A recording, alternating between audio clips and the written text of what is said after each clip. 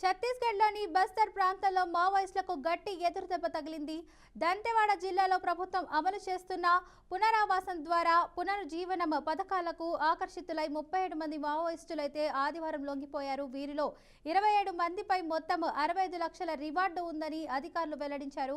హింసా మార్గాన్ని వీడి జనజీవన స్రవంతిలో కలిసేందుకు సిద్ధంగా ఉన్నామని, ఛత్తీస్గఢ్ ప్రభుత్వ పునరావాస విధానంపై తమకు పూర్తి నమ్మకం ఉందని లొంగిపోయిన మావోయిస్టులు పేర్కొన్నారు.